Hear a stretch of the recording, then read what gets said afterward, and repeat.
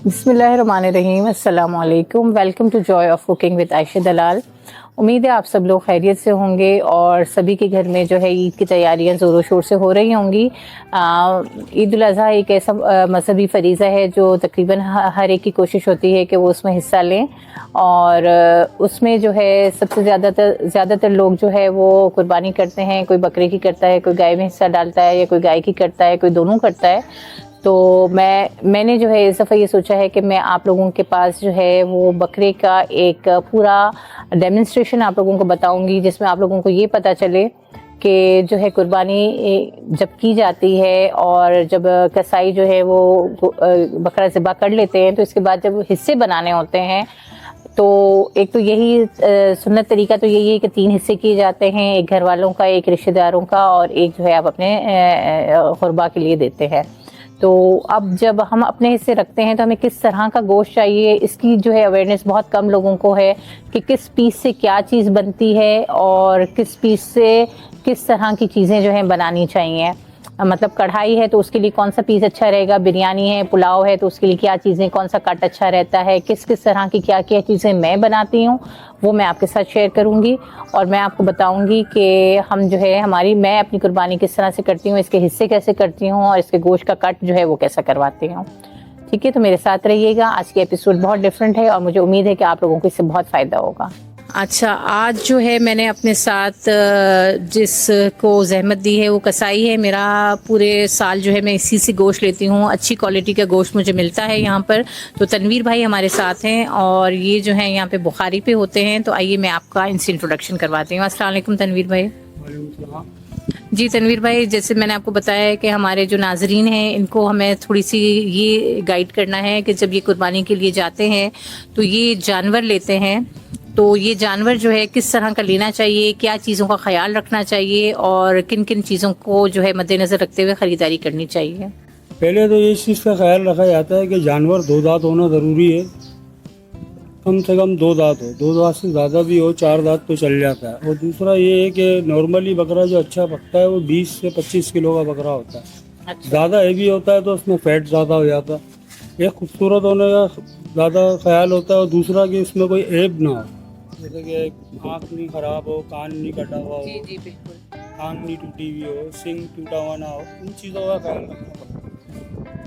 अच्छा, दूसरी चीज़ एक ये होती है कुर्बानी के वक्त, एक जो मुश्किल दरपेश आती है वो ये होती है कि बहुत से लोगों को ये इल्म नहीं होता है कि किस से जो है प्रोफेशनली कसाई कौन है और उनके साथ कैसे रब्ता किया जाए। इसलिए कि कुर्बानी के दिनों में ये होता है कि हर चलता आदमी भी जो है वो कुर्बानी करने के लिए तैयार हो जाता है और फिर जो है वो लोगों को जहमत होती है, उनको काटने नहीं आता है, गोश्त ख़राब हो जाता है। तो उसमें भी थोड़ी रहनुमाई कर दें कि किस तरह से लोगों को जो है वो कसाई का चूज़ करना चाहिए। सबसे पहले बात इसका तरीक़ाकार यही होता है मैम कि प्रोफेशनल बंदे से रब्ता होना चाहिए, उनके सेल नंबर वगैरह होना चाहिए, जिससे हमेशा लेते हों आप जी, वहाँ से जिनसे दुकान से। ज़्यादातर हाँ। मीट की शॉप पे आप मीट खरीदते हैं, जैसे मीट परचेज करने जाते हैं, उन्हीं से ज़्यादातर रब्ता होना चाहिए। कुछ पैसे कम होने की वजह से अनाड़ी बंदे जो हैं वो जानवर भी ख़राब करके चले जाते हैं, कुछ पैसे कम और होने फिर की आपका वजह जो से। है वो एक फरीज़ा जो होता है वो सही तरीके से अदा नहीं अदा नहीं होता, क्योंकि वो ज़िबा भी पता नहीं सही करते हैं या नहीं करते। सही बात है, ये बड़ा जी, बड़ी दफ़ा ये प्रोफेशनल मसले बंदा आते होता है, उसके बाद औजार भी सब चीज़ मुकम्मल होते हैं, बिल्कुल, हर बिल्कुल। चीज़ होती है। ये बात बेहतर तो सही यही है कि प्रोफेशनल बंदे से रब्ता होना चाहिए ताकि वो आपका ज़िबा भी सही तरीके से करे और मीट भी सही करके कटिंग करके जाए। अच्छा, मुझे ये बताइए, आप जाते हैं कुर्बानी के दिनों में या आपके कुछ क्लाइंट्स हैं वो सेट हैं तो आप उन्हीं को वो करते हैं, या अगर कोई आपसे रब्ता करना चाहे तो आप अपना पूरा एड्रेस दुकान का और नंबर भी अपना बता दीजिएगा। मैं यहाँ पे जो है नंबर आपका चला दूँगी ताकि जिन लोगों को अगर आपसे रब्ता करना है तो वो कितने दिन पहले आपसे रब्ता करें। और आप जो है वो बकरा और गाय दोनों ज़िबा करते हैं और सारा साल आपकी दुकान पर मैं तो लेती ही हूँ, लेकिन मेरे व्यूअर्स को बता दीजिए कि क्या आपके पास अवेलेबल होता है। जी, हमारे पास मीट के अंदर मटन भी अवेलेबल है, बीफ भी है, चिकन भी होती है और व्हील भी होती है बच्चियाँ। सही। ये 12 महीने हमारे पास मीट होता है अवेलेबल। और ईद की सेटिंग तो सर ऐसी है कि जितने तकरीबन पुराने क्लाइंट हैं वो होते हैं, क्योंकि हम लोगों को वो लोग छोड़ते नहीं। तो कुछ लोग जो है नए क्लाइंट्स की आपके पास जगह होती है, अगर कुछ व्यूअर्स आपसे रब्ता करना चाहें डिफेंस में? जगह जब होती है जब कोई कस्टमर नए पुराने क्लाइंट जो है हज वगैरह पर चले जाते हैं, हज के लिए जाते जी। हैं, तो उनका गैप हो जाता है।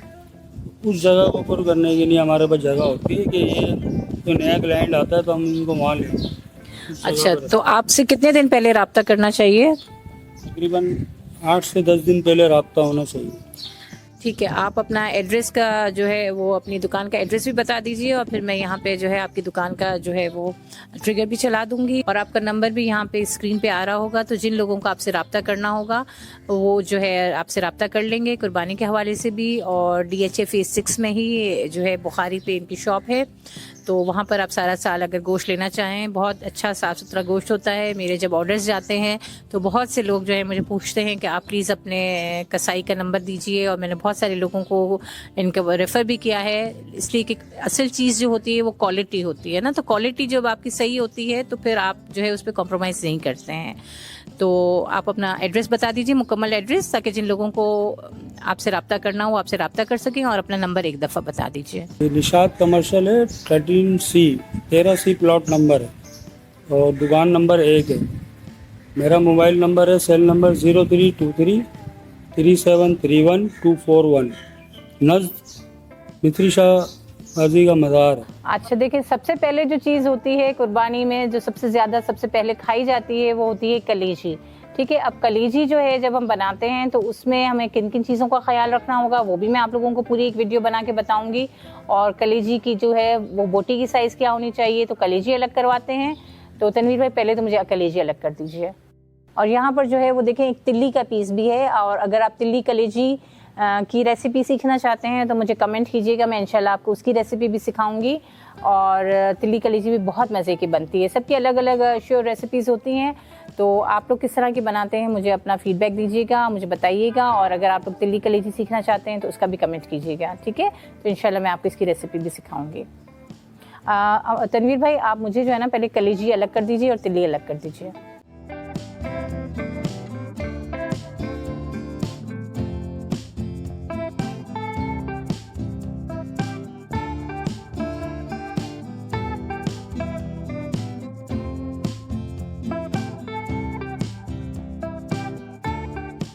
अच्छा, देखिए, ये कलेजी जो है इसमें सबसे ज़्यादा जो मसला होता है कि कलेजी गलती नहीं है और जो है वो सही से नहीं साफ़ होती है। तो ये है कि इसमें इसकी सफाई बहुत ज़रूरी होती है। इसकी जो ऊपर एक बारीक सी जल्ली होती है वो ज़रूर उतार दीजिएगा। और इसमें कुछ हिस्सा ऐसा होता है जो गलता नहीं है, तो वो कचराई होता है, उसको पता होता है कि कौन सा पार्ट जो है वो गलेगा नहीं, तो वो निकलवा दीजिएगा। ऊपर की झल्ली निकाल दीजिएगा, मैंने निकलवा दी है। और अगर नहीं भी हो तो आप खुद भी निकाल सकते हैं इसको, ठीक है, वो कोई इतना मुश्किल काम नहीं है। कलेजी और तिल्ली जो है मैंने एक साथ रखी है, और मैं आपको जो है फिर इसके आज जब सिखाऊंगी तो मैं आपको इसमें से जो है सिखाऊंगी कि किस तरह से इसको बनाते हैं। अच्छा, अब इस तरह से आप छोटे बॉक्सेस हैं, इसमें आप रख लीजिए। ऊपर जो है आप लेबल लगा लीजिए अच्छी तरह से। वैसे तो ज़्यादातर कलेजी फ़ौरन ही पक जाती है, लेबल की ज़रूरत नहीं होती है, लेकिन फिर भी अगर आपके पास ज़्यादा है तो आप जो है वो इसको इस तरह से लिख के और सही से अपने उसमें आप फ्रीज़ कर दीजिए। तनवीर भाई, आप एक अच्छी सी रान या दस्ती जो भी है एक अच्छी सी बना दीजिए, जैसे मैं साफ़ सुथरी बनवाती हूँ, और उसमें निशान दे दीजिएगा। अच्छा, देखें, हमारा तो चूंकि जो है कुर्बानी का जानवर नहीं है, मैंने तो आप लोगों को दिखाने के लिए जो है ये बकरा मंगवाया है। लेकिन जब कुर्बानी का जानवर होता है तो ज़ाहिर ज़्यादा सेहतमंद होता है, तो उसमें जो है वो उसका वज़न भी ज़्यादा होता है और उसका जो है वो हैवी होता है। तो उसको जो है आप इस तरह से अच्छी तरह से निशान लगवा लीजिएगा। अच्छा, ये जो हड्डी होती है ना साइड की, वो उस पर भी कौन सी हड्डी पे चोट मारनी है वो भी ज़रा बता दीजिएगा, ताकि जो है वो फोल्ड होके सही से रह जाए। ये इसको साफ़ सुथरा करके दे दीजिएगा, ताकि हम जो है इसको जब हमारी रान बनाएंगे तो हमें फिर ज़्यादा मसला नहीं हो। अच्छी साफ़ कर दीजिएगा, हल्की हल्की सी चिकनाई अगर रह जाए तो कोई हर्ज नहीं है।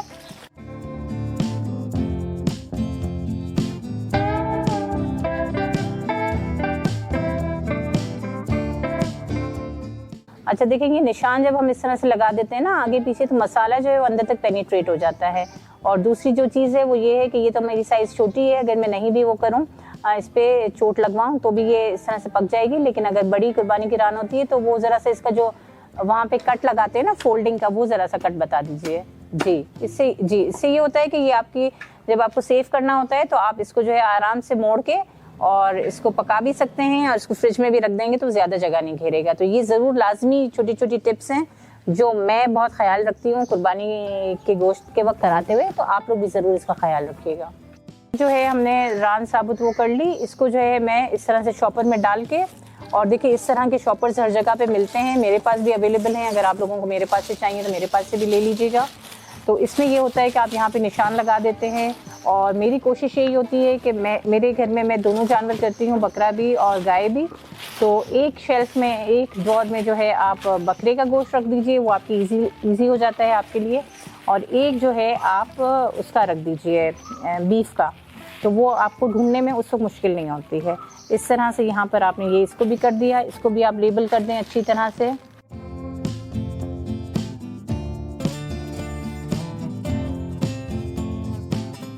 यहाँ पर हमने जो है वो एक रान ले ली थी, अब मैं दूसरी रान का जो है वो कढ़ाई बनवा रही हूँ। और कढ़ाई जो है उसमें सबसे ज़्यादा मसला ये होता है कि उसकी जो कटिंग साइज़ है वो बहुत मैटर करती है। आप बाहर रेस्टोरेंट्स में भी खाने के लिए जाते हैं तो आप देखते हैं कि बिल्कुल बाइट साइज़ की जो है वो बोटी बनती है, और वही जो है एक्चुअल कढ़ाई की बोटी होनी चाहिए। वरना ज़्यादातर जो है वो कसाईयों के पास उसको बहुत रश होता है, वो बड़े बड़े पीसेस काट के चले जाते हैं। तो अगर आपको मटन की कढ़ाई बनानी है तो मेक श्योर कि उसके पीसेस जो हैं वो छोटे होने चाहिए।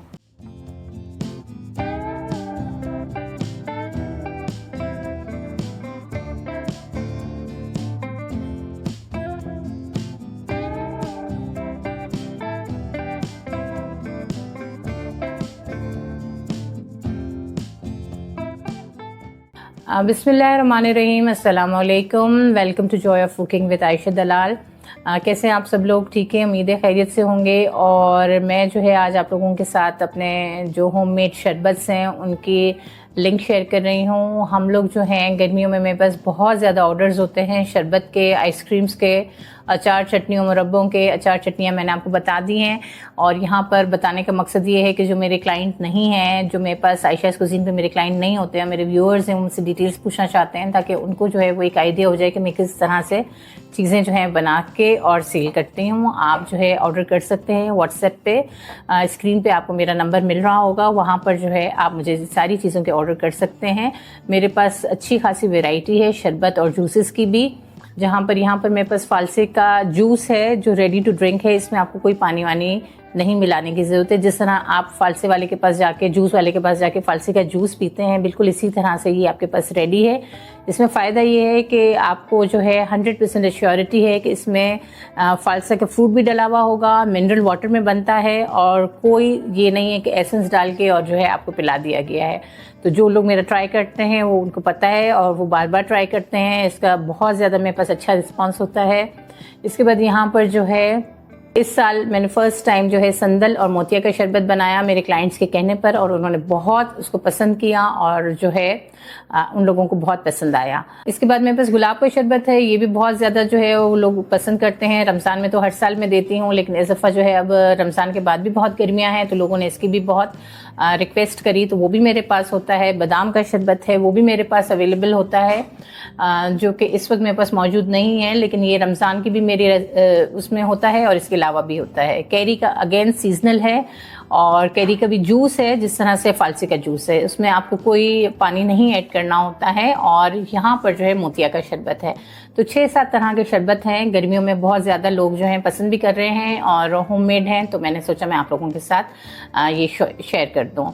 मुझे उम्मीद है कि आप लोगों को ये पसंद आएगा। अगर आप ट्राई करना चाहें तो मुझे ज़रूर ऑर्डर कर सकते हैं। Thank you.